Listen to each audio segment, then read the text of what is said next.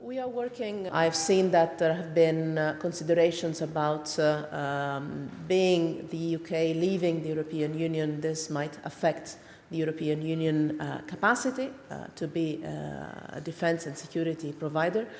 I was just looking at the numbers also today with Michel Barnier. We exchange very often views and considerations on the sense of direction. Looking at the numbers, the UK contributes today only for 3% of our civilian capabilities in our EU operations and missions, and 5% to the military ones. So for sure it's a valued contribution, but for sure a contribution without which the European Union defense and security work can continue perfectly well. An exchange of trade against the security in the Brexit. The contribution that the UK is giving to the European Union security and defense work is important, but is limited. 5% in the military operations, 3% in the civilian operations is not a percentage that the other member states cannot fill in once they will be gone. So I wish we could, and we will, establish a good and solid security and defense cooperation also after Brexit. For sure, the European Union and the UK will continue to cooperate in this field also through our cooperation with NATO.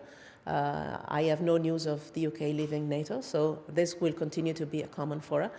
But for sure, the numbers with which the UK is currently contributing to the European Union defense and security operations and missions is not that big to create a challenge for the European Union in the future. So the leverage in that respect would be really minimal on their side. Mr. Tillerson, questions or a message? Contacts and work with the US administration on the European Union side are good, frequent. There are things on which we have different positions, on trade, on climate, on other things. But there are other issues on which we work well together, and we will continue to work well together. And again, contacts are basically daily contacts. I will have a telephone conversation later today with Vice President Pence. We continue to work well together. Again, this doesn't mean we agree on everything. We have different policies on some issues, but many converging interests, and security is definitely one of those. Il ministro degli esteri inglese Boris Johnson ha detto che la cooperazione del Regno Unito con l'Unione Europea è senza condizioni.